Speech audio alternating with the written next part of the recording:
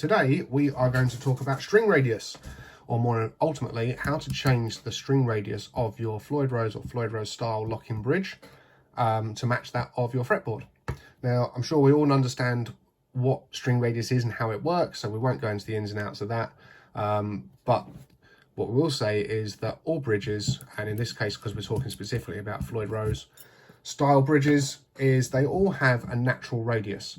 And that's because these saddles are at set heights. And if you look in this angle, let's see if I can see it. Where are we? There we go. Then you can see that these three, you can see how they step up, and then these two are the same and they step back down again. And this creates the arc, the radius. And that's because these two, the outer two, your E's, are the same height as each other. And then these two, in the inner, they're the same height as each other, but they're higher than the ones on the outer. And then the two in the middle, the D and the G, they're the highest still, but again, they're the same height as each other. So you've got height 1, height 2, height 3. Different bridges and different saddles have these marked in different ways. Some with numbers, some with dots. Don't worry about which number is which, as long as they match each other. So you have to have these two matching, these two matching, these two matching. And they're the same left-hand bridge to right-hand bridge. The saddles are interchangeable, so that doesn't come into it in this either. So the problem I was having on my guitar, this is from my Warlock project, is I couldn't get the action set without to get the action set on the E strings on the outside as low as I wanted them to be. My D and G strings were grinding out. They were just bottoming out on the frets. And I'm thinking, well, if my fretboard's curved and this is curved, even if they're not the same curve, they shouldn't be grinding out on that.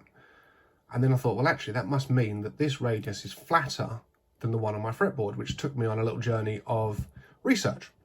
And what I discovered was, if you get a Floyd Rose original bridge, or one of these, or pretty much any good, properly made Floyd Rose style locking bridge, they actually have two radius. And they have two radius because a Floyd Rose original and one of these comes with one of these. Same with the Lockmeister. And it comes with this, and this is a shim. And this is a 0.3 millimeter thick shim. And what this does is it sits, its exact width to sit across the four inner saddles. Sits in between the two outers. What it does is it raises these saddles up, keeps them all at the same difference that they are, but it raises them up away from these two, which means that these two sit lower and these ones sit higher, effectively making your radius a higher curve. And so what I discovered when I was researching this was that in a Floyd Rose original, if you have this shim installed, it's a 10-inch radius. But if you take this shim out and these four saddles lower, back down flat on the base plate, it's 12-inch radius, and obviously 12 is flatter than a 10.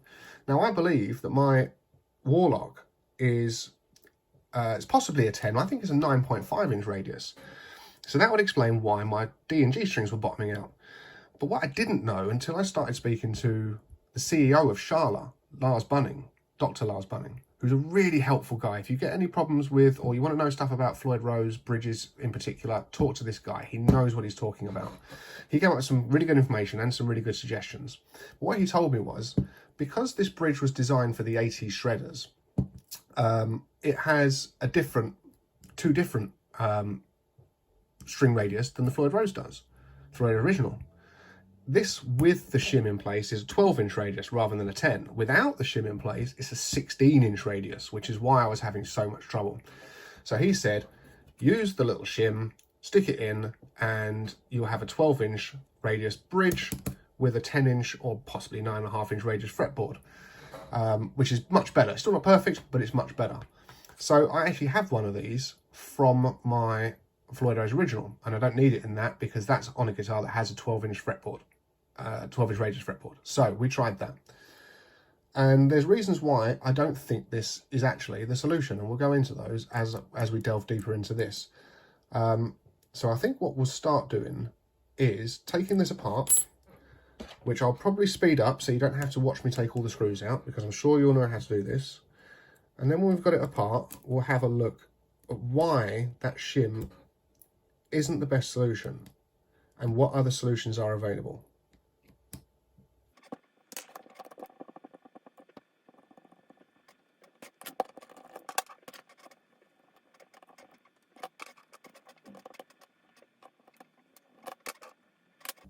Okay, so with this apart, what you can see when you put this shim in is it can only go as far as the furthest back hole you have. And if you know anything about intonation, which I'm sure you do, you know that you have to set your saddles at different height, different front and back to get your intonation right, which means sometimes you use the front screws and sometimes you use the back screw holes, and on a Floyd Rose there's actually a third row of holes.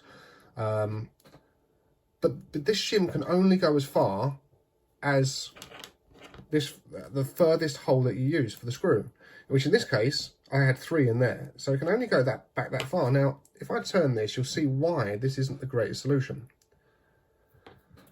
Now you can see there, this is the part of the saddle that you are raising and need to support. This bit at the back you don't need to. This is designed to flex up and down.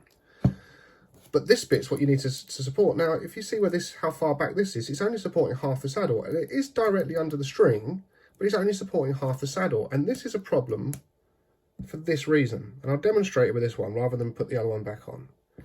If I slide that underneath, and we'll simulate there's another saddle here with the screw full back. Watch what happens when I tighten this screw down. See those front forks? The screw will make those front forks go all the way down to touch the base plate. But look here, there's a gap. Because this is stepped now, there's a gap. Which means this screw is not, the bottom of the cap is not completely flat to this. This is not completely flat to this. And this is not completely flat to this. So what I was finding was, when you constantly dump the bar and relieving the string tension, and then pulling it back on again when you come up to your resting position, over time, over a series of those, this will loosen just ever so slightly. But what happens when it loosens and then you get string tension back on again? Bang, your saddle slips forward and your intonation's out, your tuning's out, everything's out. You've got to stop, you've got to unlock the nut, you've got to loosen the string off, you've got to set the intonation where you think it is, you've got to tighten up, you've got to do your intonation again. And that is about the most annoying thing I think any Floyd Rose user knows. Intonation sucks, even with the key, but that's a different story. So what I thought was, well, that's no good. I need something that can support the entire width, the entire depth of this. I need something that can support the whole thing. And I'd seen that you can buy individual shims. All parts make them. They're very difficult to get over here, or they're very expensive to get over here because they're shipped in from the States, but all parts make them. And what they look like are these. And it's designed to be the same length as the full length of the saddle, the full width of the saddle, and as you can see, obviously with the shape of it, it's designed to be the same shape as the saddle.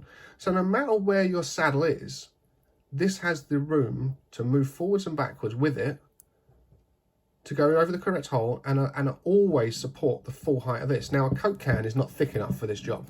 As I said before, this is 0.3 millimeters thick. But a Coke can, or any other soda can, this is a Pepsi can, is 0.1 millimeters thick. So if you actually cut 3 of them, I'm doing this off camera, sorry. If you actually cut 3 of them and stack them one on top of the other, you end up with a 0.3 millimeter shim.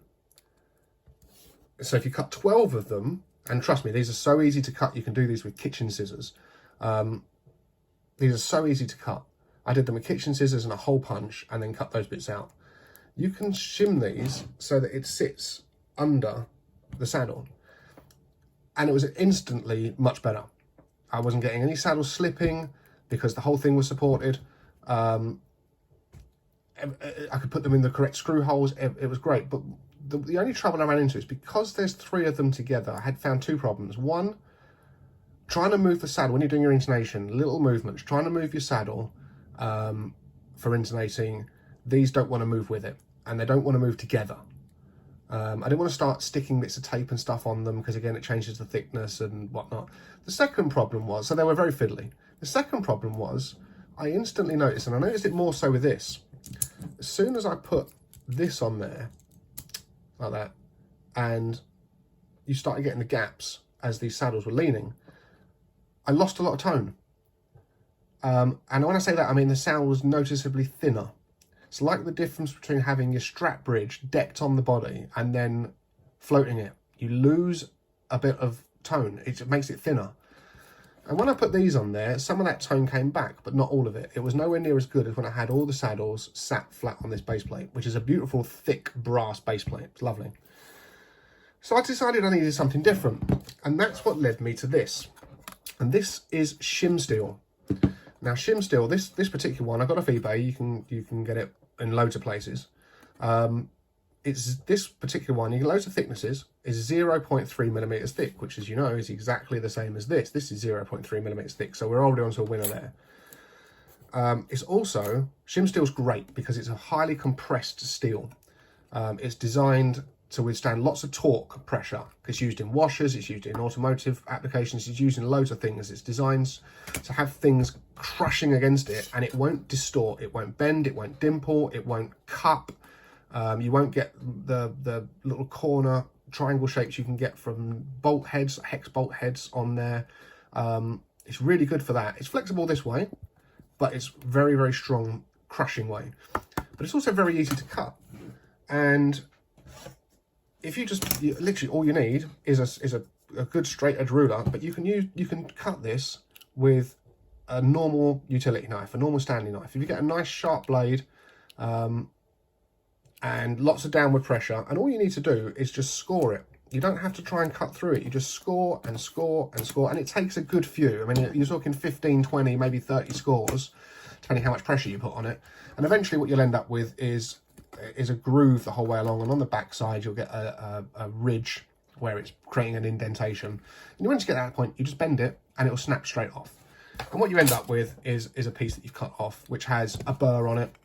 Just take it, any normal file, you only need to rub it a little bit on all the edges just to make it so it's completely smooth, no sharp edges, because you want it flat. You want it so that it is completely flat.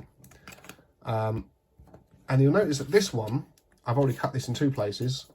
I've cut it to the exact width that it needs to be, which is exactly the same as this. But I've also made it thicker, sorry. And there's a reason for this. Because what I want it to do is I want it to fully support, I've made it longer than this, I want it to fully support this part of the saddle. And if I slide this in here, you can see that with this saddle fully forwards, it is supporting the entire saddle. But no matter where I put this saddle, even if I move this all the way back to simulate if it was in the second hole, all the way far back as possible, look, it's still supporting the full length of the saddle. But you're looking at me saying, well, how on earth do you put the screws in? That's the point. That's what makes this better. You then do this to it. And if you place it on there and get a screw or a nail or something that's about the same size as these holes, which are about 3 millimeters, I think it's an M3 thread, poke them up from the underside and create a dimple in the surface. You can then just take a normal drill bit. You can do this in your kitchen with a normal hand drill. You don't need a pillar drill or anything, or what do you guys in the States call it? Drill press. You can just use a normal hand drill, hold it down. You can just drill through with a drill bit that's bigger than the screw holes are. So if these screw holes are 3 millimeters, go through with a 4 millimeter. I think these are 4.5 because that's what I had to hand. And what that does is it allows you to place that in there, and it will always be at the front of that. So no matter what hole you use, you have access to it. No matter how far back your saddle is, it will always support the entire length of the saddle. Even if you put it all the way back there, it will always support the entire length of the saddle, which does two things. One, it means everything is completely perpendicular to everything. The bottom of the cap head of the screw is perpendicular, completely flat on the forks of the saddle. The saddle is completely flat on the shim. The shim is completely flat on the base, which means that when you're diving and you're moving this bridge around, things always move, but you are eliminating as much movement as possible. It's the entire point of a twin locking system is that the string can't move because it's locked here and it's locked at the nut. That's the point with this. If you lock everything down as much as you can, so there's no mitigating as much movement as possible, then you're going to end up with A, better tuning stability, and B, you're not going to end up with the screws loosening and that sliding forwards, which is what I was having. The second thing it does is it restores the tone that you lost from when you stopped having your saddles flat on here. This sounds I would say identical, almost identical to the ear. You're never going to notice the difference between the saddles resting on this or the saddles resting on the base plate.